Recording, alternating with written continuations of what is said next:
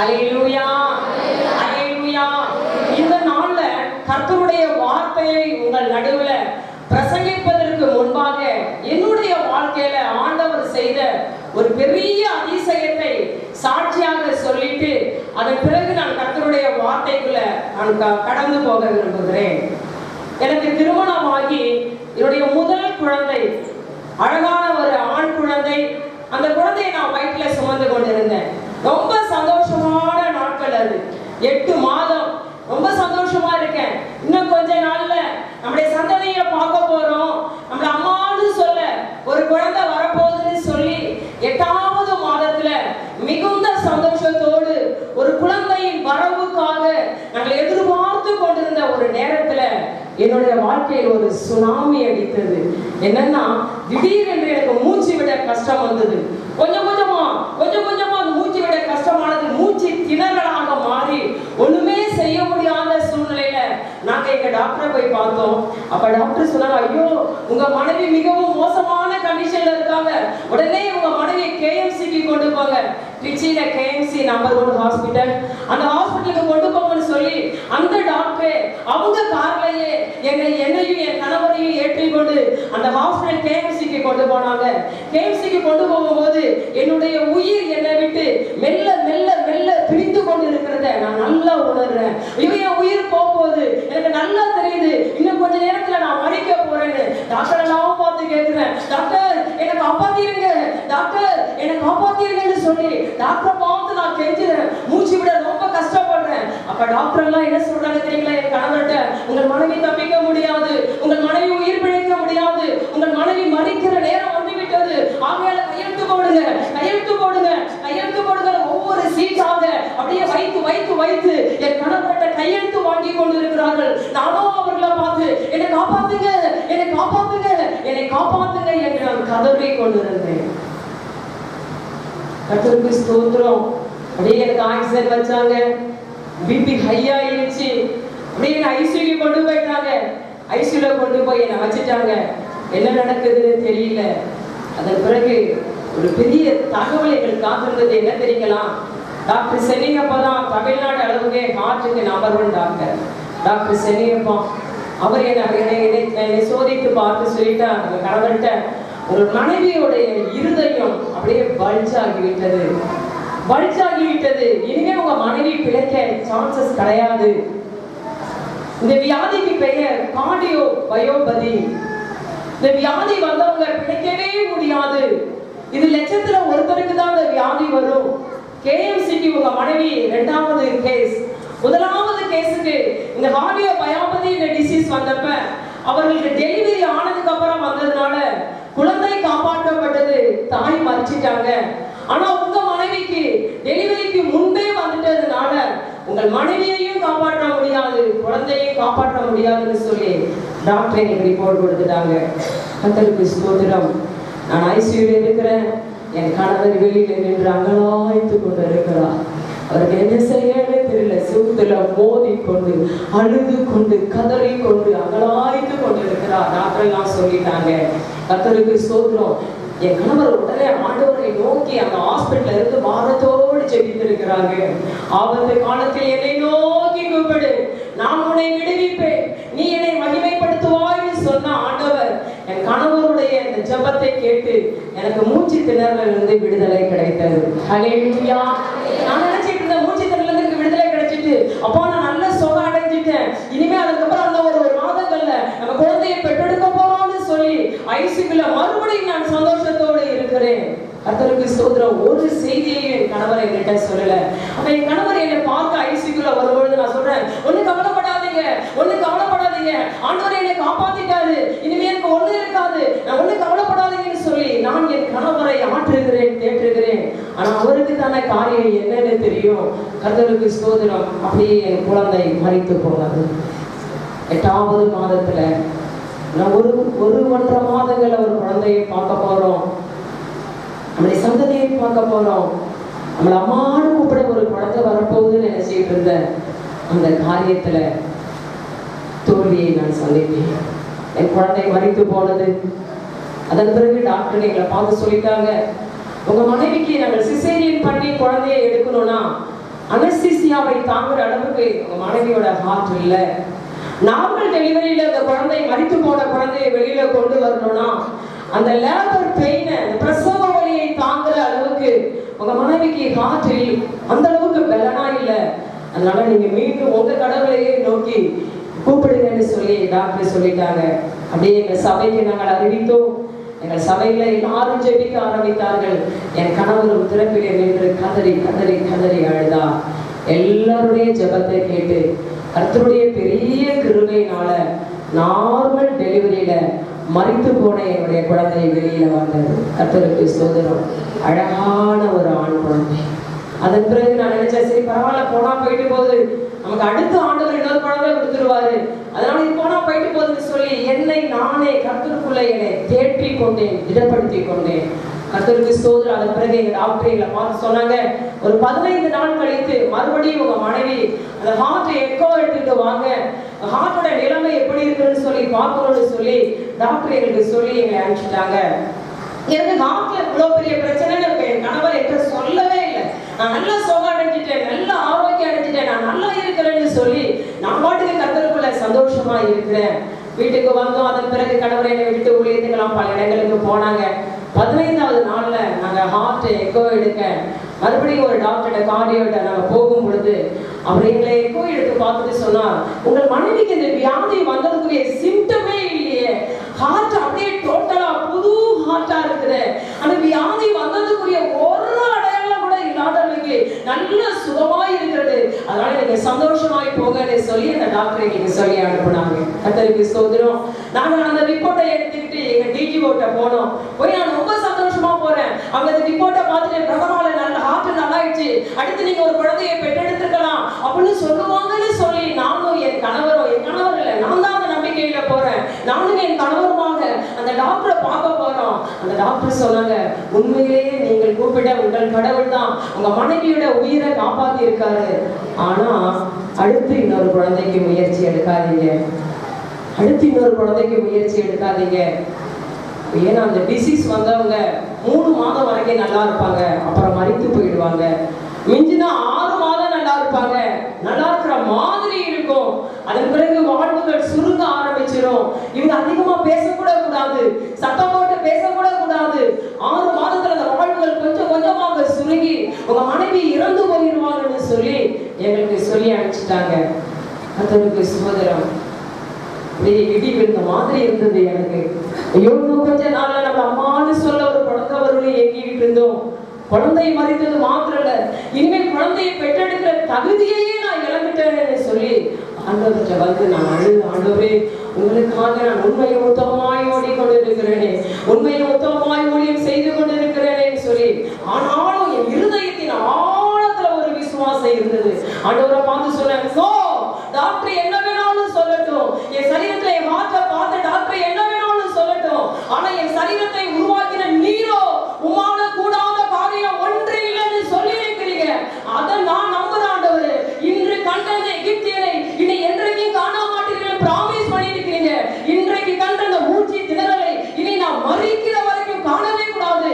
எனக்கு மீண்டும் என்னுடைய கர்ப்பத்திலேயே எனக்கு ஒரு குழந்தையை கொடுத்து என்னை நீங்க ஆசீர்வதிக்க தான் வேண்டும்னு சொல்லி ஆண்டவர்கிட்ட ஜெபிக்க ஆரம்பித்தேன். ஆனா டாக்டரோட என்னை குழந்தை பெற்றெடுக்க கூடாதுன்னு சொன்னாங்க.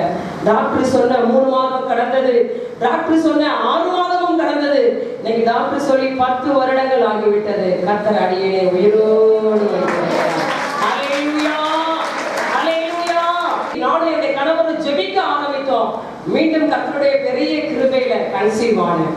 ரொம்ப சந்தோஷம் நினைக்கிறீங்களா? எனக்கு சந்தோஷம் எல்லாம் இல்லை. டாக்டர் என்ன சொல்ல போறாங்கன்னு தெரியலையே, டாக்டர் என்ன சொல்ல போறாங்களேன்னு தெரியலன்னு சொல்லி என்னை கன்சீவ் நானும் ஒரு நர்ஸ் தான். நாங்க வீட்டுல அதெல்லாம் பார்த்துட்டோம், டெஸ்ட் பண்ணிட்டோம். டெஸ்ட் பண்ணி நாங்க டாக்டர்கிட்ட போய் சொன்னோம் கன்சீவா இருக்கேன்னு. தன்னே அந்த டாக்டருக்கு வந்ததே கோபம்.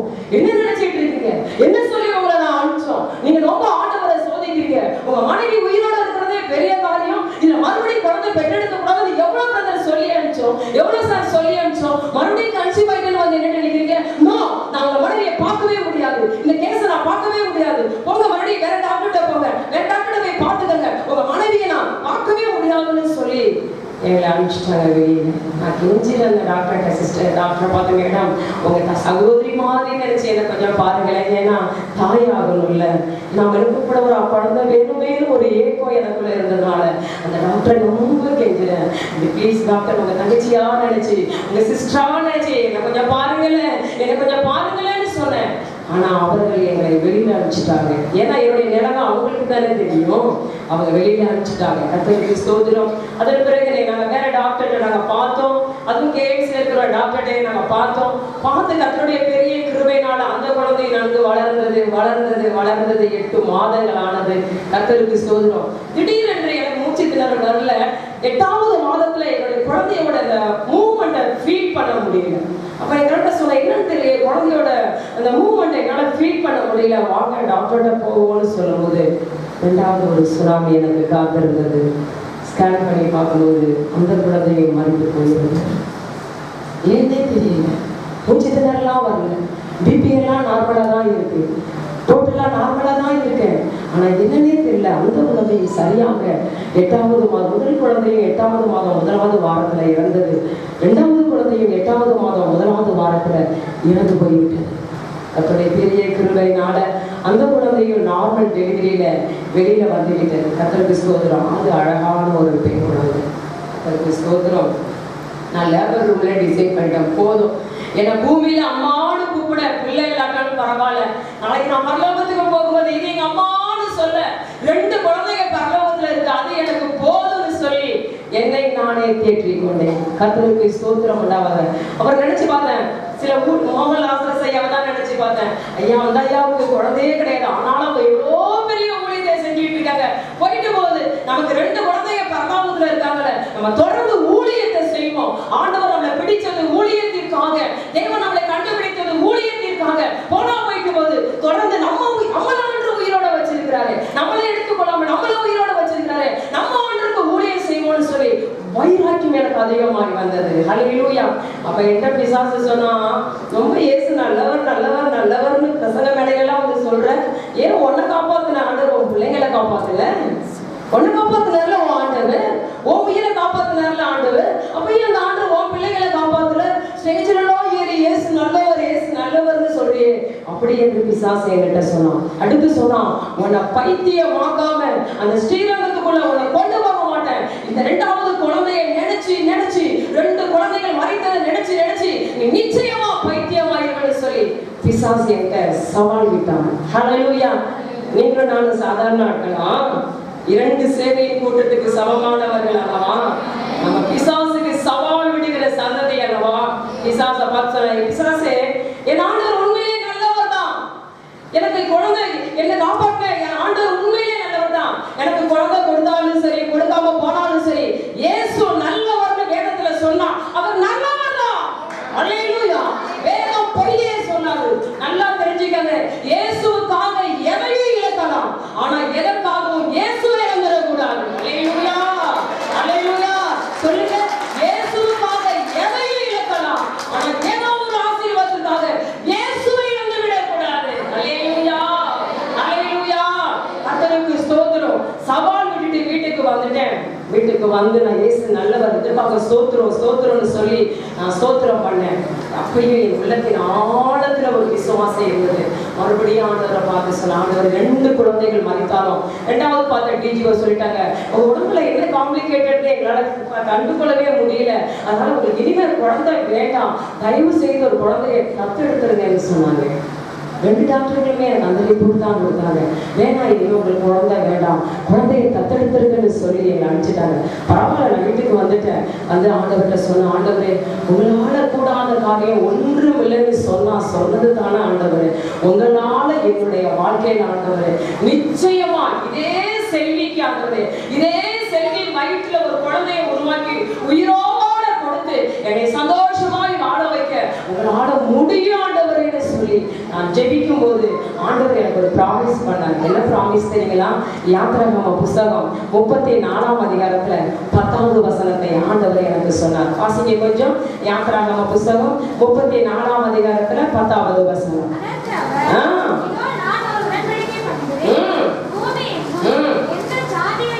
செய்யப்படாத அதிசயங்களை உன் ஜனங்கள்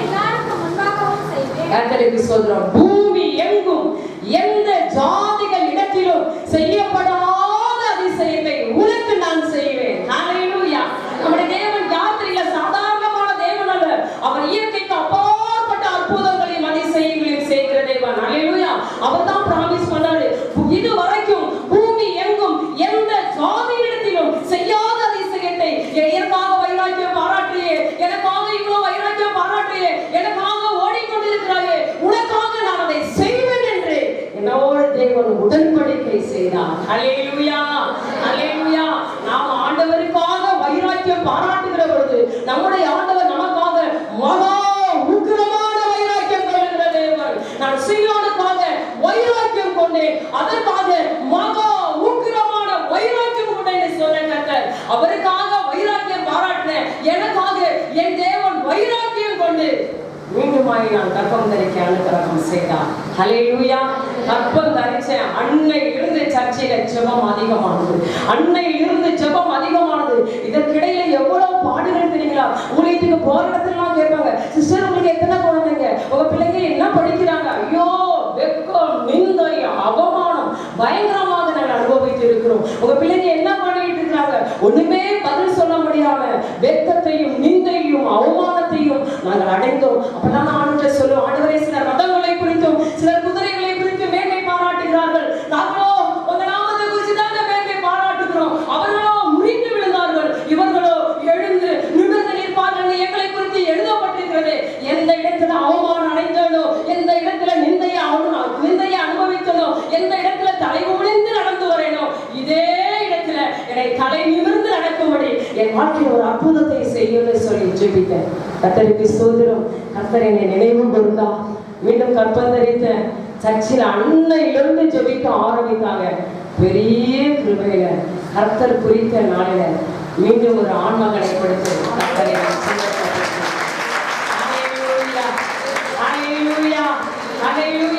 தேவன் எங்களுக்கு அதிசயமான விதத்துல அந்த குழந்தையை தந்ததுனால அந்த குழந்தைக்கு பேரை மிரக்கல் என்று வைத்திருக்கிறோம். ஹல்லேலூயா.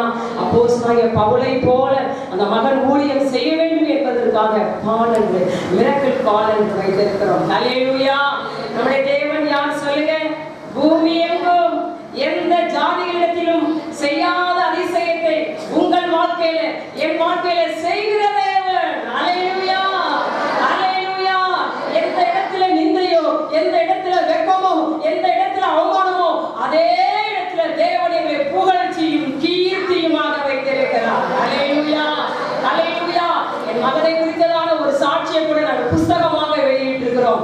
தேவனாலே கூடாத காரியம் ஒன்றுமில்லைன்னு சொல்லி சின்ன புக்லெட்டாக என் மகனுடைய சாட்சியை நாங்கள் எழுதி நாங்கள் வெளியிட்டிருக்கிறோம். அநேகர் அதை படிச்சு எங்களுக்கு சாட்சிகளை அனுப்பி கொண்டே இருக்கிறார்கள். ஹல்லேலூயா.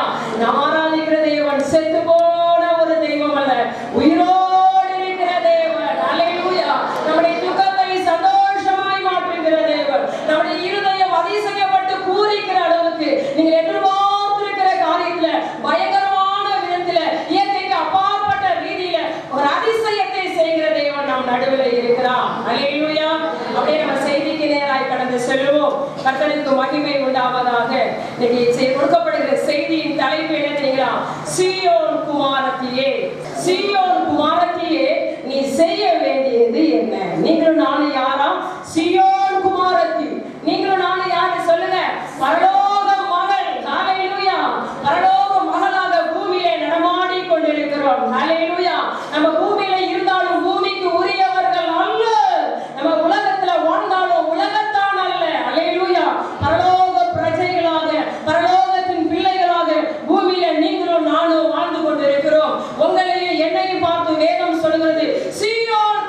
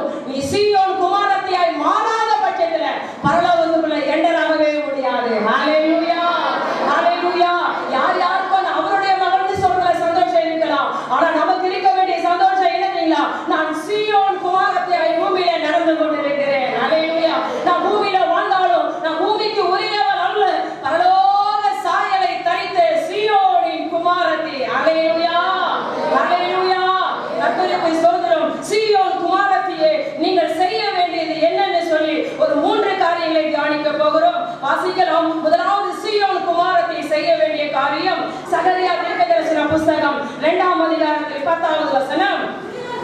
சீயோன் குமாரத்தியே, நீ கம்பீரித்து பாடு, இதோ நான் வந்து உன் நடுவில் வாசம் பண்ணுவேன் என்று கர்த்தர் சொல்லுகிறார். சீயோன் குமாரத்தியே, பரலோகத்தின் மகளே, பரலோகத்தின் பிரஜையே, நீ என்ன செய்? கம்பீரித்து பாடு. பூமியில நீ வாழ்கிற நாட்களெல்லாம் என்னை உயர்த்தி பாடு, என்னை புகழ்ந்து பாடு, என்னை மகிமைப்படுத்தி பாடு. அப்பொழுது நான் என்ன செய்வேன்? பரலோகத்தில் இருக்கிற நான் உன் நடுவில் வந்து வாசம் பண்ணுவேன் என்று கர்த்தர் சொல்லுகிறார். அல்லேலூயா. பரலோகத்தில் இருக்கிற தேவனை உங்க வீட்டுக்குள்ள கொண்டு வரணுமா? பரலோகத்தில் இருக்கிற தேவனை நீங்க இருக்கிற இடத்துல கொண்டு வரணும்னா ஆண்டவர் சொல்லுகிறார், சீயோன் குமாரத்தியே, பரலோகத்தின் மகளே, பரலோக சாயலை தரித்திருக்கிற என் மகளே, நீ என்னை கம்பீரித்து பாடுவாய் என்றால் என்னால பரலோகத்தில் அமர்ந்திருக்க முடியாது. உன் பாடலின் சத்தத்தை கேட்டு, உன்னுடைய பாடலுடைய சத்தத்தை கேட்டு என்னால பரலோகத்தில் அமர்ந்திருக்க முடியாது. நீ எந்த இடத்துல பாடுகிறாயோ அந்த இடத்தில் நான் இறங்கி வருகிற தேவனாய் இருக்கிறேன். ஹல்லேலூயா. சீயோன் குமாரத்தியே, நீ கம்பீரித்து பாடு, நீ கம்பீரித்து பாடு. நான் வந்து உன் நடுவில் வாசம் பண்ணுவேன். வாசம் பண்றது மாத்திரம் இல்லையா, என்ன செய்வார்? அடுத்த வசனத்தை வாசிங்க. என் நாளிலே நீ கம்பீரித்து பாடுகிற அந்த நேரத்திலே, நீ கம்பீரித்து பாடுகிற அந்த நாளிலே நான் என்ன செய்வேன்? வாசிங்க. என் ஜனமாவார்கள். சீயோன் குமாரத்தியே, நீ கம்பீரித்து பாட பாட பாட நான் உன்னை ஆசீர்வதிக்கிறது மாத்திரம் இல்ல, உன் நிமித்தம் சுற்றி இருக்கிற அநேக ஜனங்களை ரட்சிப்பேன் என்று கர்த்தர் சொல்லுகிறார். ஹல்லேலூயா. நம்ம நினைச்சிட்டு நம்ம தேவனை உயர்த்தி பாட பாட நம்ம தான் ஆசீர்வதிக்கப்படுவோம். இல்லவே இல்லை. ஒரு சீயோன் குமாரத்தி தேவனை உயர்த்தி, தேவனை மகிமைப்படுத்தி, இயேசு நல்லவர், இயேசு சர்வ வல்லமை நிறைந்த தேவன், அவர் மாறாதவர். இன்னும் உங்க வாழ்க்கையில இயேசு என்னென்ன அற்புதங்கள் செய்திருக்கிறாரோ, என்னென்ன நன்மைகள் செய்திருக்கிறாரோ, என்னென்ன தயை, என்னென்ன கிருபைகளை செய்திருக்கிறாரோ, ஒவ்வொன்றுக்காக ஆண்டவரை பார்த்து நன்றி சொல்லாமல் என்னால் இருக்கவே முடியாது. ஆண்டவரே, நீ செய்த நன்மைகளுக்காக ஸ்தோத்திரம். என்னை வாழ வைத்திருக்கிறீங்களே ஸ்தோத்திரம், என்னை உயர்த்தி இருக்கிறீங்களே ஸ்தோத்திரம், என்னை தலையாக்கி இருக்கிறீங்களே ஸ்தோத்திரம், என்னை மேன்மைப்படுத்தி இருக்கிறீங்களே ஸ்தோத்திரம் ஸ்தோத்திரம்னு சொல்லி சீயோன் குமாரத்திகளாகிய நீங்களும் நானும் தேவனை உயர்த்தி பாட பாட பாட அவரால பரலோகத்தில் அமர்ந்திருக்க முடியாம அவர் பரலோகத்தை விட்டு நாம் நடுவில் இறங்கி வருகிறார். ஹல்லேலூயா. தேவன் எங்கெல்லாம் இறங்கி வந்தாரோ அங்கெல்லாம் அற்புதம் நடக்கும். ஹல்லேலூயா. இயேசு பரலோகத்தை விட்டு பூமிக்கு இறங்கி வருகிறார் என்றால் நாமும் ஆசீர்வதிக்கப்படுவோம். நம் நிமித்தம் அநேகர் ஆசீர்வதிக்கப்படுவார்கள். ஹல்லேலூயா. ஹல்லேலூயா. எவ்வளவு அழகாக வேதம் சொல்லுகிறது. சீயோன் குமாரத்தியே, நீ கம்பீரித்து பாடுகிற நாளிலே அநேக ஜாதிகள் கர்த்தரை சேர்ந்து என் ஜனமாக மாற்றப்படுவார்கள். எவ்வளவு பெரிய சந்தோஷம் பார்த்தீங்களா? உங்களை சுற்றி இருக்கிற ஜனங்கள், உங்களை சுற்றி இருக்கிற ஜாதிகள் எல்லாம் மனம் திரும்பி ரட்சிக்கப்பட்டு கர்த்தருடைய ஜனமா மாறணும்னா சீயோன் குமாரத்திகளாகிய நீங்கள் ஆண்டவரை கம்பீரித்து பாடினா போதும், தேவன் இறங்கி வந்து உங்களையும் ஆசீர்வதித்து உங்கள் நிமித்தம் சூலூர் பட்டணத்தை அவருடைய ஜனமாக மாற்றி விடுவார். ஹல்லேலூயா. ஆண்டவர் சொன்னார், நான் சொன்னதுதான். நம்முடைய தேவனுக்கு பொய் பேசவே தெரியாது.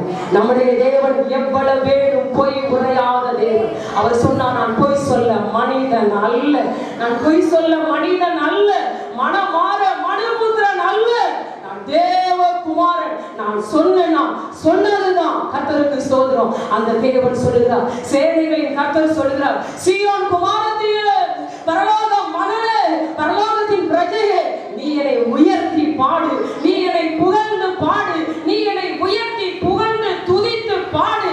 நீ பாடும் பொழுது நான் இறங்கி வந்து உன்னை ஆசீர்வதித்து, உன் குடும்பத்தை ஆசீர்வதித்து, உன் மூலம் உன் தெருவில் இருக்கிற ஜனங்களை ஆசீர்வதிப்பேன். உன் மூலம் உங்களோட ஒர்க் பண்ற ஸ்டாஃப்ஸை அவர் ஆசீர்வதிக்கிற தேவன். நீங்கள் உயர்த்தி பாட பாட பாட சூலூர் பட்டணத்தையே கர்த்தருடைய ஜனமாய் மாற்றுகிற தேவன் அவர்.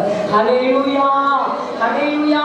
நீங்க வேதத்துல நல்லா பாத்தீங்கன்னா எங்கெங்கெல்லாம் கர்த்தருடைய பிள்ளைகள் தேவனை உயர்த்தி தேவனை துதித்து பாடினார்களோ அங்கெங்கெல்லாம் கர்த்தர் இறங்கி இருக்கிறார். அங்கங்க இறங்கி அவர்களை ஆசீர்வதி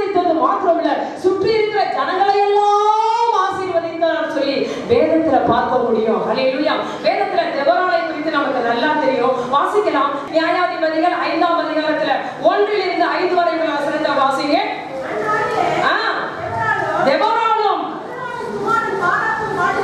தெபொராளும் பாராக்கும் பாடின பாட்டாவது.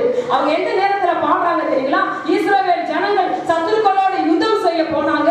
யுத்தம் செய்ய போன இடத்துல கர்த்தர் இஸ்ரவேல் ஜனங்களுக்கு பெரிய ஜெயத்தை கட்டளையிட்டார். பெரிய ஜெயத்தை கட்டளையிட்டார். ஜெயத்தை பெற்ற இந்த தெபொராளும் பாராக்கும் சும்மா இருக்க முடியல. உடனே ஜெயம் கொடுத்த கர்த்தருக்கு ஸ்தோத்திரம்னு சொல்லி ஆண்டவரை கம்பீரித்து பாட ஆரம்பிக்கிறார்கள். ஹல்லேலூயா. அவர்கள் பாடின பாட்டுல சில வரி இங்க எழுதப்பட்டிருக்கு. பாடின பாட்டாவது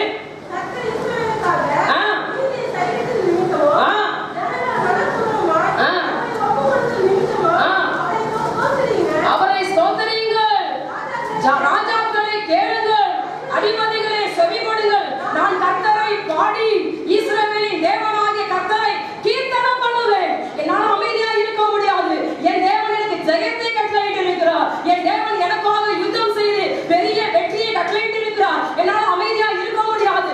என் தேவன் என் மூலமா என்னுடைய வாழ்க்கையில என்னுடைய தேசத்துல பெரிய ஜெயம் பெரிய வெற்றியை கொடுத்திருக்கிறார். ஆகையால் நான் என்ன செய்வேன்? ராஜாக்களை கேளுங்கள், அதிபதிகளை செவி கொடுங்கள். நான் என் கர்த்தரை பாடி இஸ்ரவேலின் தேவனாகிய கர்த்தரை கீர்த்தனம் பண்ணுவேன். கீர்த்தனம் பண்ணுவேன். அடுத்து வேதம் சொல்லுது, வாசிங்க 4வது வசனம். கர்த்தரை பார்த்து சொன்னாங்க அந்த அம்மா, கர்த்தாவே நீ சேயீரில் இருந்து புறப்பட்டு ஏதோமின் வெளியில் இருந்து நடந்து வருகையில் என் தேவன் நடந்து வருகையில் பூமி அதிர்ந்தது. ஹல்லேலூயா. என் தேவன் ஒரு இடத்துக்கு வருவார் என்றால் இயற்கைக்கு அப்பாற்பட்ட ஒரு அற்புதம், இயற்கைக்கு அப்பாற்பட்ட ஒரு அதிசயம், இயற்கைக்கு அப்பாற்பட்ட பிரமிக்கத்தக்க ஆச்சரியமான காரியங்களை என் தேவன் செய்வார். பாடுறாங்க பாருங்க, அந்த அம்மா பாடுறாங்க. என் தேவன் நடந்து வருகையில் பூமி அதிர்ந்தது, வானம் சொரிந்தது, மேகங்களும் தண்ணீராய் பொழிந்தது, கர்த்தருக்கு முன்பாக பர்வதங்களும் கரைந்தது. இஸ்ரவேலின் தேவனாகிய கர்த்தருக்கு முன்பாக சீனாயும் கரைந்தது. சீனாய் மலை, பர்வதமெல்லாம் மலை, அதெல்லாம் கர்த்தர் இறங்கி வருவார் என்றால் இருந்த இடம் தெரியாமல் இருள் பொருளாகும். ஹல்லேலூயா. ஹல்லேலூயா. இவ்வாறாக ஆண்டவரை உயர்த்தி தெபொராளும் பாராக்கும் பாடுகிறார்கள். நடந்தது என்ன தெரியுங்களா? நடந்தது என்ன தெரியுங்களா? 31வது வசனத்தை வாசிங்க.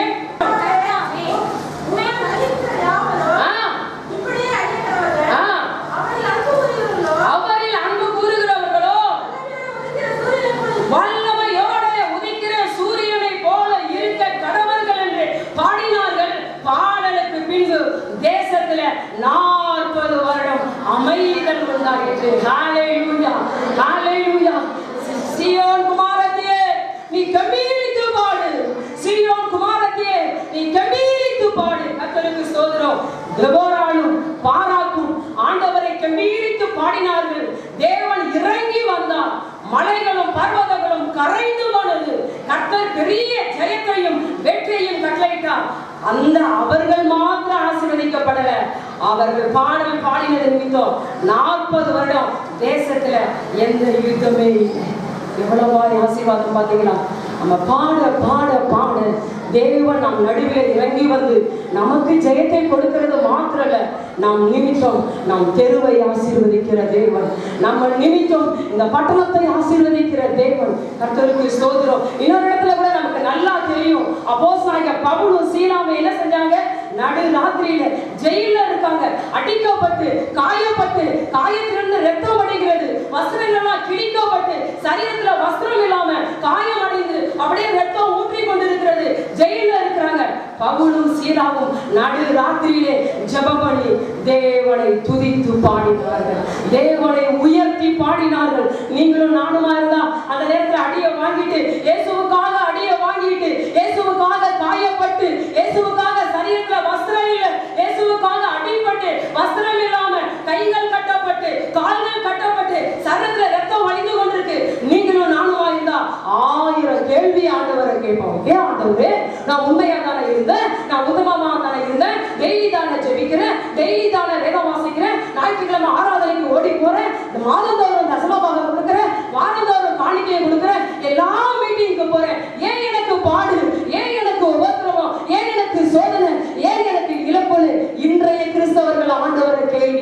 இருக்காங்க. ஆனாலும் வேதத்துல பார்க்கிற கிறிஸ்தவர்கள் ஆண்டவரை கேள்வி கேட்கல. இதிலேயும் ஏதோ ஒரு நன்மை இருக்கிறது, இதிலேயும் ஏதோ ஒரு தேவ திட்டம் இருக்கிறது, தேவ நோக்கம் இருக்கிறது, தேவ சித்தம் இருக்கிறது என்பதை பவுலும் சீலாவும் அறிந்து ஒருமனப்பட்டு சிறையில கால்கள் கட்டப்பட்டிருக்கு, கைகள் கட்டப்பட்டிருக்கு, அப்படியே தொழுமரத்தில் மாட்டி தொங்கப்பட்ட நிலையில பவுலும் சீலாவும் தேவனை உயர்த்தி பாடுகிறார்கள். தேவனை உயர்த்தி துதித்து பரிசுத்தமுள்ள அந்த மகத்துவத்தை துதித்து பாடினார்கள். நடந்தது என்ன? சடுதியிலே கர்த்தர் இறங்கி வந்தார். ஹல்லேலூயா! சீயோன் குமாரத்தியே, நீ கம்பீரித்து பாடு, நான் வந்து உன் நடுவில் வாசம் பண்ணுவேன். ஹல்லேலூயா! பவுலும் சீலாவும் உபத்திரவத்தின் உச்சகட்டத்துல சிறையில் இருந்து தேவனை துதித்து பாடினபோது இயேசுவால பரலோகத்தில் அமர்ந்திருக்க முடியல, இறங்கி வந்தார் சிறைச்சாலையிலே. சடுதியிலே இறங்கி வந்தார். நடந்தது என்ன? இந்த சிறைச்சாலையின் அஸ்திபாரம் அதிர்ந்தது. பவுலும் சீலாவும் விடுதலையாக்கப்பட்டார்கள் என்று போடப்பட்டிருக்கா? இல்ல அந்த ஜெயில இருந்த எல்லா கைதிகளும் விடுதலையாக்கப்பட்டார்கள் போட்டிருக்கா?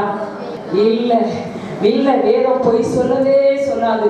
கர்த்தருடைய ஜனம் துதித்து பாடுகிற இடத்துல அவர்களுக்கு மாத்திரம் விடுதலை இல்ல, சுற்றி இருக்கிற ஜனங்கள், சுற்றி இருக்கிற கிராமங்கள், சுற்றி இருக்கிற பட்டணங்களுக்கு உங்கள் நிமித்தம் ஆசீர்வாதம் கடந்து வரும். ஹல்லேலூயா! பவுலும் சீலாவும் உயர்த்தி பாடினார்கள். கர்த்தர் இறங்கி வந்தார். இயற்கைக்கு அப்பாற்பட்ட ஒரு அற்புதம் நடந்தது. எல்லாருடைய கட்டுகளும் கலன்று விழுந்தது. ஜெயிலர் ஓடி வந்து பவுல் காலில் விழுந்து, ஆண்டவமாரே, ரட்சிக்கப்படுவதற்கு நான் என்ன செய்ய வேண்டும்? சூலூர் பட்டணம் உங்க சபைக்கு நேரா வந்து ரட்சிக்கப்படுவதற்கு ஆண்டவமாரே, ஊழியக்காரர்களே, நாங்களும் ரட்சிக்கப்படுவதற்கு என்ன செய்ய வேண்டும்னு கேட்கணும்னா நீங்கள் ஆண்டவரை கம்பீரித்து பாடினால் போதும், கர்த்தர் அற்புதத்தை செய்து விடுவார். ஹல்லேலூயா! ஹல்லேலூயா! கர்த்தருக்கு ஸ்தோத்திரம். இன்னொரு இடத்துல கூட நீங்கள் வாசிப்பீர்கள் என்றால் 2 நாளாகம புத்தகம் 20ஆம் அதிகாரம் என்றாலே நமக்கு நல்ல ஞாபகத்தில் இருக்கும். யார் என்ன சம்பவம்? அது 2 நாளாகமம் 20 என்றாலே யோசபாத் ராஜா. இவர் கர்த்தருடைய பிள்ளை, கர்த்தருடைய வார்த்தையின்படி வாழ்கிற ராஜா. இவர் வாழ்ந்த நாட்களே இவருக்கு விரோதமாக 3 தேசத்து மக்கள் ராஜாக்கள் யுத்தம் செய்யும்படி வந்தார்கள். சேயீர் மலை தேசம், அம்மோனியர் ராஜா, மோவாபியர் ராஜா, 3 படையும் சேர்ந்து யோசபாத்துக்கு விரோதமாக யுத்தம் பண்ண வருகிறார்கள். அப்ப யோசபாத் பயப்படுகிறார். முதலாவது பயப்படுகிறார். அதன் பிறகு ஜெபிக்கிறார். ஆண்டவர் ஒரு ஆலோசனை கொடுக்கிறார். பயப்படாதே யோசபாத்தே, நீ பயப்படாதே, உன்னோடு நான் இருந்து இந்த யுத்தத்தை நானே நடத்துவேன், நீ பயப்படாம யுத்தத்துக்கு போய் என்று சொல்கிறார். ராஜாக்கள் யுத்தத்துக்கு போகணும்னா முதலாவது யாரை நிறுத்துவாங்க? ராணுவத்தை வைத்திருப்போம். ஆயுதம் தரித்த பராக்கிரமசாலிகளை தான் யுத்தத்துக்கு போறதுக்கு முதல் வரிசையில அவர்களை தான் நிறுத்துவாங்க. ஆனா யோசபாத் யாரை நிறுத்தினார்கள்? வேதம் சொல்லுது, ராணுவத்துக்கு முன்பாக கர்த்தரை உயர்த்தி பாடுகிற பாடகர் குழுவை நிறுத்தினார். ஹல்லேலூயா! ஹல்லேலூயா! அந்த 3 ராஜாக்களுமே சிரிச்சிருப்பாங்க. இந்த ராஜாக்கு பைத்தியம் பிடிச்சிருச்சோ, இந்த ராஜா மெண்டலோ, இந்த ராஜாக்கு ஒண்ணு புத்தி இல்லையோ, நம்ம யுத்தத்திற்கு வந்திருக்கிறோம், யுத்தத்திற்கு வரும்போது ராணுவம் அல்லவா முன்னாடி நிற்கணும், ராணுவம் அல்லவா முதல்ல நிற்கணும், அதிலும் பராக்கிரமசாலிகள் அல்லவா, அதிலும் பலமுள்ளவர்கள் அல்லவா முன்னாடி நிற்கணும், ஆயுதம் தரித்தவர்கள் அல்லவா முன்னாடி நிற்கணும். இந்த ராஜா போய் பாடுகிற பாடல் குழுவை நிறுத்துறாருன்னு சொல்லி அவர்கள் நினைச்சிருக்க கூடும். ஆனால் யோசபாத் ராஜா பாடுகிற பாடல் குழுவை முன்னாடி நிறுத்தினா நடந்தது என்ன? அவர்கள் கர்த்தரை உயர்த்தி பாடினார்கள். என்ன பண்ணாங்க? கர்த்தர் நல்லவர், அவர் கிருபை என்றும் உள்ளது, கர்த்தரை துதியுங்கள், அவர் நல்லவர், அவர் கிருபை என்றும் உள்ளது என்று பரிசுத்தமுள்ள மகத்துவத்தை, தேவன் அற்புதம் செய்கிற தேவன், அதிசயத்தை செய்கிற தேவன், யுத்தம் பண்ணுகிற தேவனை நோக்கி துதித்து பாடினார்கள். அடுத்த வசனம் சொல்லுது, இஸ்ரவேல் ஜனங்கள் கர்த்தரை துதித்து பாட தொடங்கின போது கர்த்தர் அற்புதம் செய்ய ஆரம்பித்து விட்டார். ஹல்லேலூயா! ஜனங்கள் பாட தொடங்கினார்கள். கர்த்தர் பரலோகத்தை விட்டு பூமிக்கு இறங்கி வந்தார். கர்த்தரே அவர்களுக்காக யுத்தம் செய்தார். யோசபாத் யுத்தம் செய்ததாக நம்ம கையில இருக்கிற வேதத்துல சொல்லப்படவே இல்லை. கர்த்தரே ஒருவருக்கு விரோதமாய் ஒருவரை எழுப்பி எல்லாரும் செத்து போயிட்டாங்க. கர்த்தர் யோசபாத்துக்கு மாத்திரம் அற்புதம் செய்யல. நடந்தது என்ன தெரியுங்களா? வாசிக்கலாம். 2 நாளாகமம் 20:29 என்று கேள்விப்பட்ட எல்லாருமே தேவனால் உண்டான பயங்கரம் வந்தது. ஹல்லேலூயா, ஹல்லேலூயா. சுற்றி இருக்கிற தேசத்துல இருக்கிற ராஜாக்கெல்லாம் பயந்துட்டாங்க. ஐயோ, யோசபாத்துடைய தேவன் உயர்த்தி துதித்த போது அந்த தேவன் அவர்களுக்காக யுத்தம் செய்து இவர்களுக்கு யுத்தமே பண்ணலையா, தேவனே யுத்தம் செய்து இவர்களுக்கு ஜெயத்தை கொடுத்தார். எல்லாம் 3 சேனைகளும் அப்படியே செத்த பிரேதங்களாக யுத்த களத்திலே நிற்கிறார்கள் என்ற செய்தி எந்தெந்த தேசத்துக்குள்ள போனதோ அங்கெல்லாம் தேவனால் உண்டான பயங்கரம் ஆரம்பித்தது. ஹல்லேலூயா. அன்பு தேவ ஜனமே, நம்முடைய தேவன் சாதாரணமான தேவன் அல்ல, அவர் பயங்கரமான தேவன். அவர் பயங்கரமான தேவன், பயங்கரமான தேவன். நம்முடைய வாழ்க்கையில மாத்திரம் பயங்கரமான காரியங்களை செய்கிறவர் அல்ல, நம் மூலம் கிராமத்துக்குள்ளே பயங்கரமான காரியங்களை செய்கிறவர், நம் மூலம் நம் தெருக்களுக்குள்ளே பயங்கரமான காரியங்களை செய்கிறவர், உங்கள் மூலம் சூலூர் பட்டணத்திலே பயங்கரமான காரியங்களை செய்கிற தேவன் நம் நடுவிலே இருக்கிறார். அதனால தான் உங்களை பார்த்து ஆண்டவர் சொல்றார், சீயோன் குமாரத்திலே நீ கம்பீரித்து பாடு, நீ துக்கத்தோட பாடுன்னு சொல்ல, நீ கவலையோட பாடு, நீ கண்ணீரோட பாடுன்னு சொல்ல. சீயோன் குமாரத்திலே கேட்டோமே செய்தியில வீழி புஷ்பம், போராட்டம் உண்டு, உபத்திரம் உண்டு, பாடுகள் உண்டு. ஆனா அது நடுவில் நீ என்னை உயர்த்தி பாடு, நீ என்னை கம்பீரித்து பாடு, நீ என்னை மகிமைப்படுத்தி பாடு. அப்பொழுது நான் உன் நடுவில் இறங்கி வந்து உன்னை விடுதலையாக்குவேன், உன்னை ஆசீர்வதிப்பேன், உன் பேரை பெருமைப்படுத்துவேன், உன் நிமித்தம் உன்னோடு கூட இருக்கிற ஜனங்களையும் நான் ஆசீர்வதிக்கிற தேவனாய் இருக்கிறேன். ஹல்லேலூயா, ஹல்லேலூயா. கர்த்தருக்கு ஸ்தோத்திரம். 2வது சீயோன் குமாரத்தி என்ன செய்யணும் தெரியுங்களா? வாசிக்கலாம். புலம்பல் 2ஆம் அதிகாரத்துல 18-19. சீயோன் குமாரத்தின் மதிலே நீ இரவும் பகலும் நாட்டி எவ்வளவு கண்ணீர் விடு, ஓய்ந்திராதே. உன் கண்ணின் கருப்பு விழியை சும்மா இருக்க ஒட்டாதே. எழுந்திரு, முதல் சாமத்திலே எழுந்து கூப்பிடு. ஆண்டவரின் சமூகத்தில் உன் இருதயத்தை தண்ணீரை போல ஊற்றிவிடு. 2வது சீயோன் குமாரத்தை செய்ய வேண்டிய காரியம் என்ன தெரியுங்களா? சீயோன் குமாரத்தின் மடியே நீ இரவும் பகலும் நாட்டி எவ்வளவு கண்ணீர் விடு. உன் தேசத்துக்காக நாட்டி எவ்வளவு கண்ணீர் விடு. உன் கண்ணின் கருப்பு விழியை சும்மா இருக்க ஒட்டாதே. நீ ஓய்ந்திராதே. முதலாம் ஜாமத்திலே எழும்பு, முதலாம் ஜாமத்திலே எழும்பி தேசத்துல நடக்கிற காரியங்களுக்காக உன் இருதயத்தை அவருடைய சமூகத்தில் தண்ணீரை போல ஊற்றிவிடு என்று கர்த்தர் பேசுகிறார். ஹல்லேலூயா. கம்பீரித்து பாடுகிறதோடு நின்று விடக்கூடாது. இன்னைக்கு தேசம் அழிந்து கொண்டிருக்கிறது. இன்னைக்கு தேசம் அழிவை நோக்கி ஓடிக்கொண்டிருக்கிறது. இன்னைக்கு தேசத்துல சமாதானம் இல்லை, இடுக்கணும், தத்தளிப்பும், விபத்துக்கள், பேர் அழிவுகள், இயற்கை சீற்றங்கள், யுத்தங்கள், ஜனத்துக்கு விரோதமாய் ஜனம் எழும்பி யுத்தம் நடந்து கொண்டிருக்கிறது. தேசத்துல சமாதானம் இல்லை, தேசத்துல நிம்மதி இல்லை, தேசத்துல இளைப்பாறுதல் இல்லை.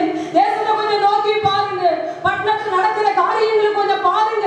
நியூஸ் பேப்பரை தயவு செய்து வாசிங்க, நியூஸை கொஞ்சம் டிவியில பாருங்க.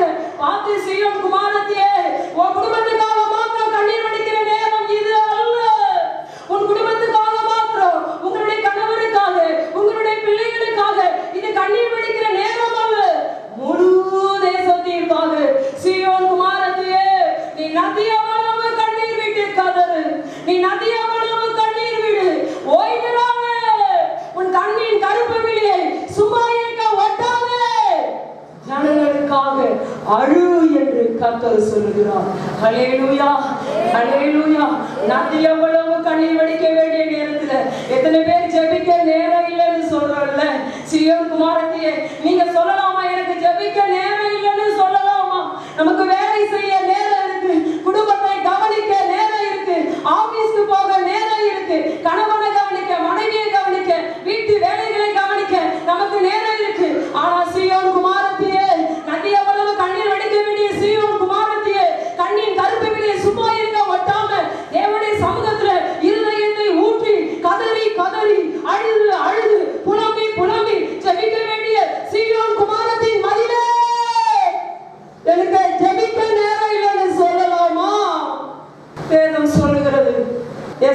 14:1 வேதம் சொல்லுகிறது, மொர்தெகாய் நாட்டுல நடக்கிற காரியங்கள் எல்லாம் அறிந்து இருதயத்தை கிழித்து வஸ்திரத்தை கிழித்து ரெட்டு உடுத்தி கொண்டு சாம்பல்ல மேல போட்டுக்கொண்டு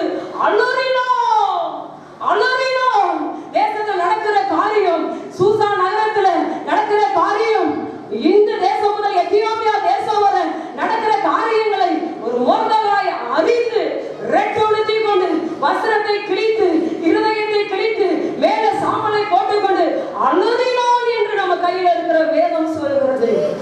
அலற வேண்டிய நேரம் சீயோன் குமாரத்தியே, இது கதற வேண்டிய ஒரு நேரம். சிறு பிள்ளைகள் கற்பழிக்கப்படுகிறார்கள், எவ்வளவு வேதனை. வாலிப பிள்ளைகள் திருமணத்துக்கு முன்பே 60% வாலிப பிள்ளைகள் கற்பை இழக்கிறார்கள். ஒரு வருடத்துல 1,00,000 சிறு பிள்ளைகள் காணாமல் போகிறார்கள். என்ன நடக்கிறது பிள்ளைகளுக்கு? அப்படியான அசம்பாவிதங்கள் நடக்கிற நேரத்தில் சீயோன் குமாரத்தின் மகிழே, ஆண்டவர் உங்களை தான் நம்பி இருக்கிறாரு. நீங்க தான் நதியளவு கண்ணீர் விட்டு ஜெபம் பண்ணுவீங்க. எரேமியா சொல்லுகிறாரு, என் தலை தண்ணீரும் என் கண்கள் கண்ணீர் ஊற்றுமானால் நலமாயிருக்கும் சொன்னாரு. கண்ணீராய் சொரியத்தக்கதாக தேசத்தில் நடக்கிற காரியங்களை அறிந்து முழங்கால் படித்து கண்ணீர் விட்டு கதறி அழுது புலம்பி ஜெபிக்க வேண்டிய நேரத்துல சீயோன் குமாரத்தையே, நீ எனக்கு ஜெபிக்க நேரம் இல்லைன்னு சொல்லலாமா? கர்த்தருக்கு ஸ்தோத்திரம் உண்டாவதாக. வேதம் சொல்லுகிறது, எசேக்கியேல் தீர்க்கதரிசன புத்தகம் 9ஆம் அதிகாரத்துல 4வது வசனம் சொல்லுகிறது, எருசலேமில் செய்யப்படுகிற சகல விதமான அருவருப்புகளுக்காக பெருமூச்சு விட்டு அழுது ஜெபிக்கிறவர்கள் நெத்தியில முத்திரை போடு. உங்க நெத்தியில அந்த முத்திரை இருக்கா? நீங்க சகல அருவருப்புகளுக்காக, அன்று எருசலேமை குறித்து எழுதப்பட்டிருக்கு, இன்று இந்தியாவில் நடக்கிற அருவருப்புகள். ஐயோ, ஓரின சேர்க்கை, ஆணும் திருமணம் செய்து கொள்ளலாம், பெண்ணும் திருமணம் செய்து கொள்ளலாம். ஐயோ, எவ்வளவு அருவருப்பான காரியம். தமிழ்நாடை குடிக்க வைக்கிற ஒரு அரசாங்கம், குடிக்காரர்களாய் மாற்றுகிற ஒரு அரசாங்கம், எவ்வளவு அருவருப்பு, எவ்வளவு அருவருப்பு. 92 வயது பாட்டியன் 26 வயசுக்கு வாலிபன் கற்பழித்து கொன்று போட்டிருக்கிறானே.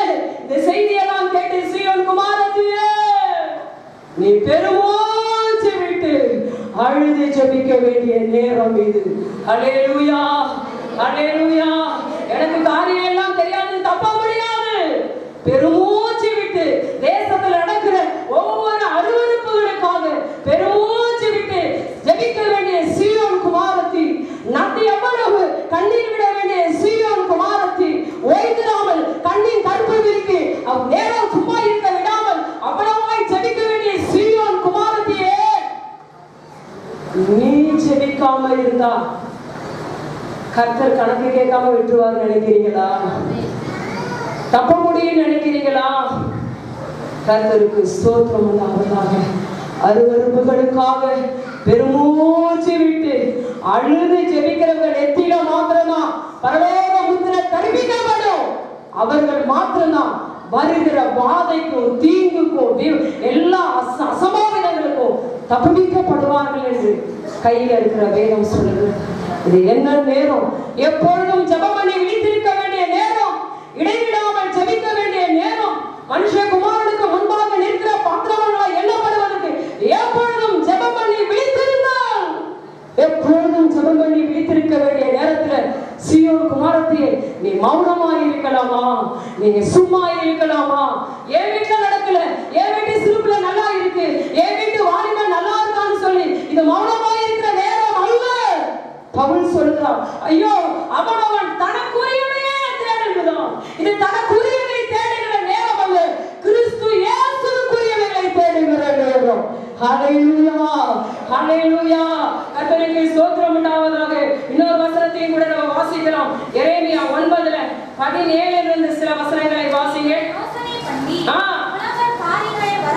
நீங்கள் யோசனை பண்ணி புலம்பற்காரிகளை வரவழைத்து அதிலேயும் அனுபவம் உள்ள ஸ்திரீகளை கூப்பிடுங்கள் என்று சேனைகளின் கர்த்தர் சொல்லுகிறார்.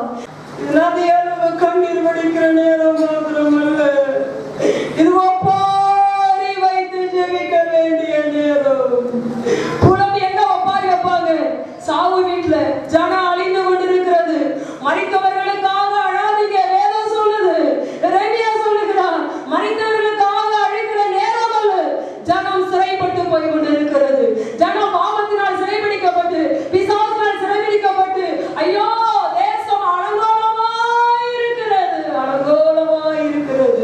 ஆண்டவர் உங்களையும் என்னையும் பார்த்துதான் சொல்லுகிறார், சீயோன் குமாரத்தியே, நீ என்ன செய்?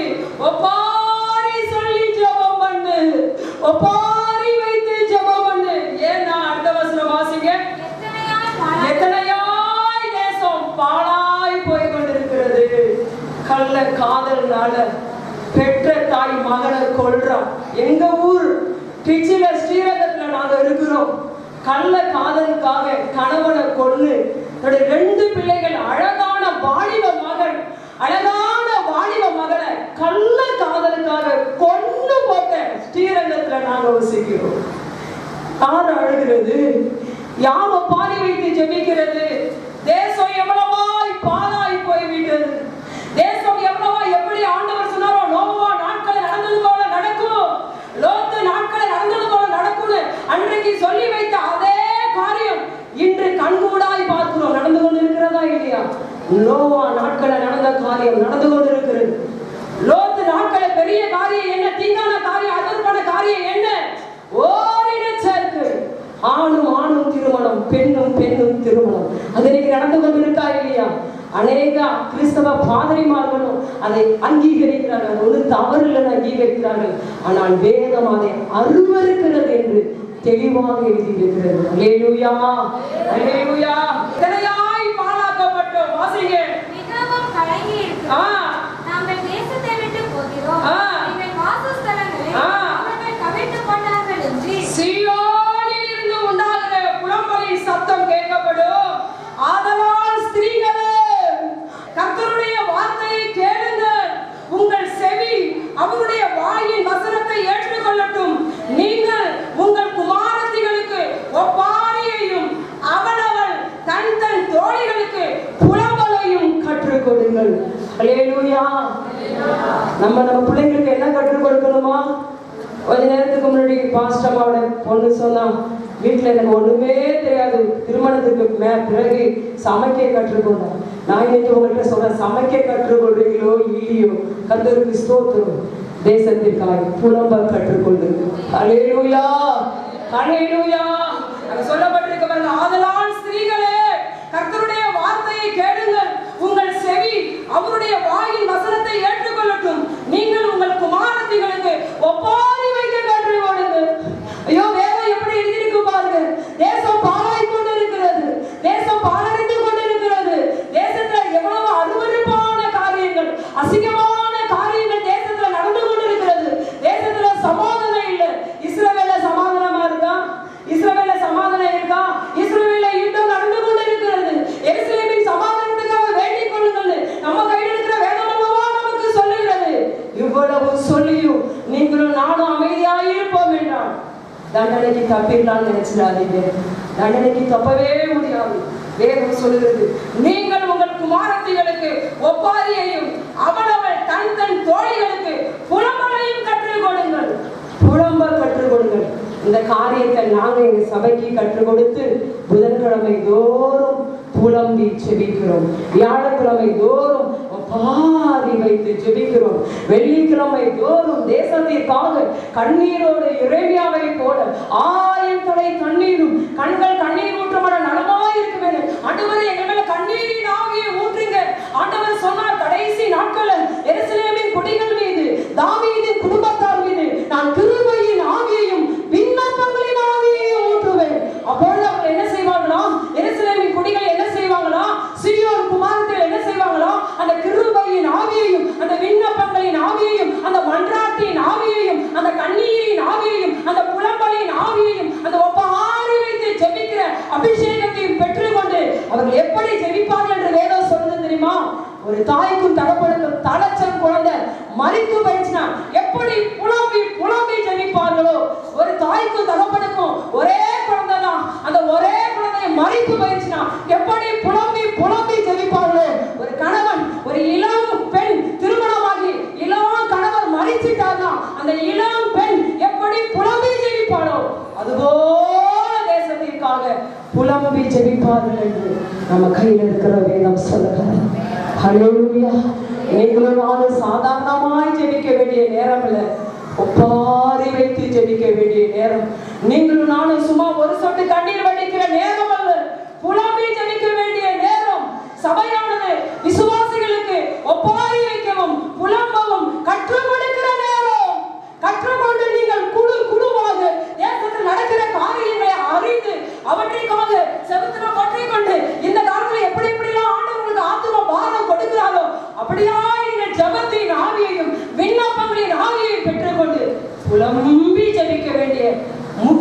நேரத்துல நீங்களும் நானும் நின்று கொண்டிருக்கிறோம்.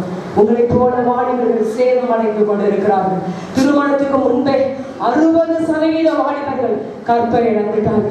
கடந்த நாள கடலூர்ல ஒரு கவர்மெண்ட் ஸ்கூல்ல 8th ஸ்டாண்டர்ட்ல இருந்து 12th ஸ்டாண்டர்ட் படிக்கிற பிள்ளைகளுக்கு மருத்துவ பரிசோதனை நடந்ததாம். அதுல ஏறக்குறைய 60% பெண்கள் கர்ப்பமா இருக்காங்களாம். ஐயோ, எவ்வளவு அதிர்ச்சி ஊற்ற தகவல்! கடந்த நாள்ல கடலூர்ல நடந்த சம்பவம் இது. வாசிச்சீங்களா? கர்த்தருக்கு சோதனை. 8th ஸ்டாண்டர்ட்ல இருந்து 12th ஸ்டாண்டர்ட் படிக்கிற மாணவிகள் யார் மூலம் அது எவ்வளவு அருவருப்பு! தேவச்சனம், நீங்களும் நானும் புலம்பி கதறி ஜெபிக்க வேண்டிய நேரம். எனக்கு இந்த அளவுக்கு ஜெபிக்க தெரியலன்னு சொல்லாதீங்க. ஆண்டவர்கிட்ட கேளுங்க. ஜீசஸ், என் மேல ஜெபத்தின் ஆவியை ஊற்றுங்கப்பா, என் மேல விண்ணப்பங்களின் ஆவியை ஊற்றுங்கப்பா, என் மேல மன்றாட்டின் ஆவியை ஊற்றுங்கப்பா. நானும் புலம்பி ஜெபிக்க விரும்புறேன். நானும் ஒப்பாரி வைத்து ஜெபிக்க விரும்புறேன். ஆண்டவரே, ஸ்ரீயோன் குமாரத்தின்னு என்ன பார்த்து சொன்னீங்களே, நதியவளவு கண்ணீர் விடுன்னு சொன்னீங்களே, கண்ணீர் விட்டு ஜெபிக்க நான் ஆயத்தமாக இருக்கிறேன். எனக்கு அந்த அபிஷேகத்தை தாங்கன்னு கேட்டீங்கன்னா, வாக்கு கடங்காத பெருமூச்சுகளோடு வேண்டுதல் செய்கிற ஆவியானவர் உங்களுக்கு உதவி செய்ய வல்லமை உள்ளவராக இருக்கிறார். ஹல்லேலூயா! நம்மளை போல ஒரு பெண் எஸ்தர். அந்த எஸ்தர் அரண்மனைக்குள்ள இருக்கிறாங்க. வெளியே நடக்கிற காரியங்கள் அந்த அம்மாவுக்கு ஒண்ணுமே தெரியாது. மொர்தெகாயின் மூலமாய் காரியம் எஸ்தருக்கு அறிவிக்கப்படுகிறது. உடனே எஸ்தர் சொல்றா, ஐயோ, ராஜா என்ன கூப்பிடலையே, 30 நாள் ஆச்சு என்ன கூப்பிடலையே, நான் ராஜாட்ட போய் நின்னா சட்டத்தை மீறினா அவர் என்னை கொன்னுடுவாரு. அப்ப உடனே மொர்தெகாய் சொல்றாரு, இந்த காலத்துக்கு உதவியா இருக்கபடிதான் உனக்கு ராஜ்யம் என்ன, இந்த காலத்துல இருக்கிற யூத மக்களுக்கு உதவியா இருக்கதான் ஆண்டவருக்கு ராஜ்யம் என்ன கொடுத்திருக்கிறார். நீ பாட்டுக்கு அரண்மனையில இருந்தானா யூதருக்கு ரட்சிப்பு வேற வழியில வரும். ஆனா நீயும் உன் தகப்பன் கூட்டம் குடும்பமும் அழிந்து போவீங்கள்னு மொர்தெகாய் சொன்னார். உடனே நம்மளை போல ஒரு எஸ்தர் தான் சொன்னாங்க, நான் செத்தாலும் சாகுறேன், என் ஜனத்துக்காக நான் எழும்பி இரவும் பகலும் 3 தினங்கள் குசியாமலும் குடியாமலும் இருந்து தன்னுடைய கணவராக அகாஸ்வர ராஜாவின் பாதத்துல விழுந்து அழுது ஜெபித்தார்கள் சொல்லி நம்ம கையில இருக்கிற வேதம் சொல்லுது தானே. நம்ம கையில இருக்கிற வேதம் சொல்லு, சட்டத்தை மீறுகிறார்கள். சட்டத்தை மீறி ராஜா பர்மிஷன் தராம ராஜாவை சந்திக்க போக கூடாது. மீறி போனா அவர் செங்கோலை நீட்டினாதான் நல்லது. செங்கோலை நீட்டாத பட்சத்துல உயிருக்கே சேதம். ஆனாலும் தன் ஜனம் அழிய போது, என் ஜனம் அழிவதற்கு நேரம் படுக்கப்பட்டு ஆயிடுச்சு, அந்த குறிப்பிட்டப்பட்ட மாதம் தேதியில என் ஜனம் அழிஞ்சிருமே. நம்ம சொன்ன வார்த்தை என்ன தெரியுங்களா? என் ஜனத்தின் மேல் வருகிற பல்லாப்பை நான் எப்படி பார்க்க கூடும், என் குலத்துக்கு வரும் அழிவை நான் எப்படி சகிக்க கூடும் என்று அலறுகிறோம். ராஜா தன்னுடைய கணவராக இருந்த போதிலும் ராஜாவின் பாதத்தில் விழுந்து அழுது விண்ணப்பம் செய்தான். நடந்த காரியம் நமக்கு தெரியும். அந்த கண்ணீருக்கு கர்த்தர் பெரிய அற்புதத்தை செய்தார். எந்த தேதியில யூத மக்கள் அழிவார்கள் குறிக்கப்பட்டதோ அதே தேதியில சத்துருக்கள் அழிந்தார்கள் சொல்லி வேதம் சொல்லுகிறது. அவருடைய கண்ணீருக்கு அவ்வளவு வல்லமை இருக்கு. அன்று சொன்னார், என் நாமம் தரிக்கப்பட்ட என்னுடைய ஜனம் தன்னை தாழ்த்தி ஜெபம் பண்ணி என் முகத்தை தேடி தன் பொல்லாத வழிகளை விட்டு திரும்பினார். அப்பொழுது நான் பரலோகத்தில் இருந்து ஜனத்தை பார்த்து அவருடைய பாவங்களை மன்னித்து அவர்கள் ஜெபத்தை கேட்டு தேசத்திற்கு சேமத்தை தருவேன். இன்னைக்கு தேசத்தின் ஆசீர்வாதம் பிரதம மந்திரி கையில இல்ல, ஜனாதிபதி கையில இல்ல, எந்த எம்எல்ஏ எம்பி சிஎம் கையில இல்ல, எந்த மந்திரவாதிகள் யாரு கையில இல்ல. தேசம் பாதுகாக்கப்படணும்னா தேசத்துல ஒரு உயிர் மீட்சி, தேசத்துல ஒரு சமாதானம், தேசத்துல ஒரு இளைப்பாறுதல் வரணும்னா ஆண்டவர் சொல்லிட்டா, என் நாமம் தரிக்கப்பட்ட என்னுடைய ஜனம் இருதயத்தை சமூகத்துல நதி அளவு கண்ணீர் விட்டு ஊற்றும் என்றார். நான் அந்த கண்ணீருக்கு பதில் கொடுக்கிற தேவனே. ஒரு நாளிலே ஆண்டவர் எசேக்கியேலை பார்த்து சொன்னார், எசேக்கியேல், இஸ்ரவேல் ஜனம் என் ஜனம் எனக்கு விரோதமா பொல்லாப்பு செஞ்சிருச்சு. நான் சகித்து பொறுத்து பார்த்தேன். ஆனா என் ஜனம் திருந்தல. அதனால இப்ப நான் என்ன செஞ்சிட்டேன் தெரியுமா எசேக்கியேல்? பட்டயத்தை நான் உரையிலிருந்து எடுத்துட்டேன். பட்டயத்தை உரையிலிருந்து எடுத்துட்டா என்ன நடக்கணும் தெரியுமா உங்களுக்கு? என்ன நடக்கணும்? பட்டயம் மாத்திரம் உரையிலிருந்து எடுக்கப்பட்டு ஆயிடுச்சுன்னா ரத்தம் சிந்தாமல் மறுபடியும் அந்த பட்டயத்தை உரையில போடக்கூடாது. அப்படி ஒரு சட்டம் இருக்கிறது. கர்த்தருக்கு ஸ்தோத்திரம். ஆண்டவர் சொல்லுகிறார், பாவம் செஞ்சிருச்சு என் ஜனத்தின் மேல எனக்கு கோபம் வந்துருச்சு, என் ஜனத்தை அழிக்க இப்ப நான் பட்டயத்தை எடுத்துட்டேன். பட்டயத்தை எடுத்துட்டு இப்ப பட்டயத்தை எடுத்துட்டேன்னா இது ரத்தம் சிந்தாம உரையில போடக்கூடாது. அதுதான் வேத சட்டம் நீதி. அதனால நீ ஒண்ணு செய்ய. என்ன சொன்னார்னு தெரியுமா? என்ன சொன்னார்னு தெரியுமா?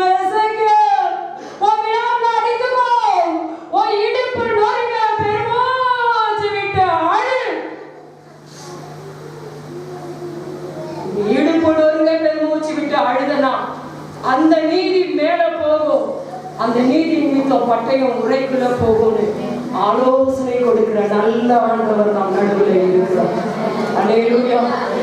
இடுப்புணர்ந்த பெருமூச்சு விட்டு அழுகிற நேரம் சீயோன் குமாரத்திகளே, இடுப்பு நொறுங்க பெருமூச்சு விட்டு அழ வேண்டிய நேரத்துல ஜெபிக்கிறதுக்கு நேரம் இல்லைன்னு சொல்லலாமா? எத்தனை பேர் முழங்கால காய்ப்பு இருக்கு? எத்தனை பேருக்கு முழங்கால ஜெபித்து ஜெபித்து ஜெபித்து ஜெபித்து காய்ப்பு இருக்கு? எத்தனை பேருக்கு இருக்கு? கர்த்தருக்கு ஸ்தோத்திரம். சீயோன் குமாரத்தியே, சீயோன் குமாரத்தின் மட்டும் அங்க சொல்லல, சீயோன் குமாரத்தின் மதிலே என்று சொல்லுகிறது. மதி என்றால் பாதுகாப்பு. நம்ம தான் தேசத்தை பாதுகாக்கிற மதி, மறந்துடாதீங்க. சீயோன் குமாரத்தின் மதிலே நதியவளவு கண்ணீர் விடு, கண்ணின் கருப்பு விழி சும்மா இருக்க விட்டாது. அப்படி எல்லாரும் எழுதி நிற்கலாமா? சீயோன் குமாரத்தியே கெம்பீரித்து பாடு, நான் வந்து உன் நடுவில் வாசம் பண்ணி உன் நிமித்தம் அநேக ஜாதிகளை என் ஜனமாக மாற்றுவேன். ஹல்லேலூயா. அப்படியே ஒப்பு கொடுங்க. ஆண்டவரே, நல்ல பாடக்கூடிய, கெம்பீரித்து உயர்த்தி மகிமைப்படுத்தி பாடக்கூடிய துதியின் ஆவியினால் என்னை நிரப்புங்க. கேளுங்க, என்னை துதியின் ஆவியினால் நிரப்புங்க ஆண்டவரே. துதியின் அபிஷேகத்தினால் என்னை நிரப்புங்க ஆண்டவரே. ஆராதனையின் அபிஷேகத்தினால் என்னை நிரப்புங்க நிரப்புங்க நிரப்புங்க. நான் உங்களை உயர்த்தி உயர்த்தி தெபோராளை போல பாடுங்க ஆண்டவரே. உங்களை உயர்த்தி உயர்த்தி தாவீதை போல பாடுங்க ஆண்டவரே. எனக்கு அந்த கிருபையை கொடுங்க. அல்லேலூயா. நீங்க அநேகருக்கு ஆசீர்வாதமா மாறணும். நீங்க அநேகருக்கு உங்கள் நிமித்தம் அநேக கர்த்தருடைய ஜனமா மாறணும். ஆண்டவரே, நான் கெம்பீரித்து பாடக்கூடிய அபிஷேகத்தால் என்னை நிரப்புங்க. இரண்டாவது, சீயோன் குமாரத்தியே நதி எவ்வளவு கண்ணீர் வீடு, சீயோன் குமாரத்தியே நீ புலம்ப கற்றுக்கோ, சீயோன் குமாரத்தியே நீ ஒப்பாரி வைக்க கற்றுக்கோ, இடுப்பு நெருங்க பெருமூச்சு விடு. கேளுங்க ஆண்டவரே, ஆண்டவரே, நான் ஜெபிக்க ஆயத்தமாக இருக்கிறேன். அப்பா, தேசத்தில் நடக்கிற சகல விதமான அருவருப்புகளுக்காக பெருமூச்சு விட்டு அழுன்னு சொன்னீங்களே, பெருமூச்சு விட்டு அழுன்னு சொன்னீங்களே. நான் ஜெபிக்க ஆயத்தமாக இருக்கிறேன் ஆண்டவரே. பெருமூச்சு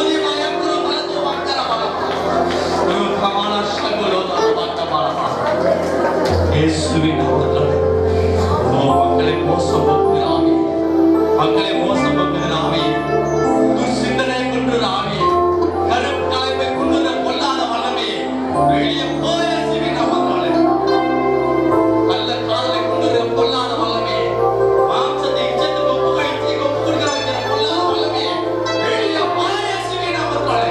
Get out of the name of Jesus. இனி ஒருவரை கூட உனக்கு அதிகாரம் இல்லை. கர்த்தருடைய பிள்ளைகள் குடும்பத்தை கூட உனக்கு அதிகாரம் இல்லை. கர்த்தருடைய தேடுகிற பிள்ளைகள் வாழ்க்கையில காதலை கொண்டு வரவனுக்கு அதிகாரம் இல்லை. கரிசனை கொண்டு வரவனுக்கு அதிகாரம் இல்லை. வெளியே போய் இயேசுவின் நாமத்தாலே எல்லா மாயமானத்தின் ஆவிகளை கடிந்து விழுகிறோம். ஜெபிக்க முடியாதபடிக்கு சோர்வை கொண்டு வருகிற, வேதம் வாசிக்க முடியாதபடிக்கு சோர்வை கொண்டு வருகிற, பலவீனத்தை கொண்டு வருகிற பொல்லாத வல்லமையை வெளியே போய் இயேசுவின் நாமத்தாலே எல்லா பார்வோனின் ஆவிகளை இயேசு கிறிஸ்துவிலே கண்டித்து அப்புறப்படுத்துகிறேன். எல்லா எகிப்தின் ஆவிகளை இயேசுவின் நாமத்திலே கண்டித்து அப்புறப்படுத்துகிறேன். கர்த்தருடைய வல்லமை பொழுது இறங்கி வருவதாக. உம்முடைய மகிமை வல்லமை பொழுது இறங்கி வரட்டும் அப்பா. அற்புத வல்லமை பொழுது இறங்கி வருவதாக. கிருபை வல்லமை பொழுது இறங்கட்டும் ஆண்டவரே. ஹல்லேலூயா, ஹல்லேலூயா. அப்பா, அப்பா உம்முடைய பிள்ளைகள் இவ்வளவு நேரம் உம்முடைய சமூகத்தில் காத்திருக்காங்களப்பா. அப்பா, இது நீங்க சொன்னீங்களா ஆண்டவரே, பெருமையாக இந்த திருவிழா உங்களுக்கு சொல்லலன்னு சொன்னீங்களப்பா. என்னென்னலாம் குறைவுபட்டிருக்கோ அந்த குறைவெல்லாம் கண்டு நிறைவாக்குவீராக. குடும்பத்தில் சமாதான குலைச்சலை கொண்டு வருகிறேன் கொல்லாத வல்லமை இயேசு கிறிஸ்து அந்த கட்டிட்டு கணவன் மனைவிகளை பிரிவினை கொண்டு வர கொல்லாத வல்லமையை குடும்பத்தை மோசம் போக்குகிற ஆவி வெளியே போய் குழந்தை பெற்றுக்கொள்ள முடியாதபடி அடிக்கடி கரிசலை கொண்டு வருகிற கொல்லாத வல்லமை இயேசுவின் நாமத்தாலே கடிந்து போகிறேன். ரத்த போக்கு கொண்டு வருகிற அதிகமாக குதிரை போக்கு கொண்டு வந்த கொல்லாத வல்லமை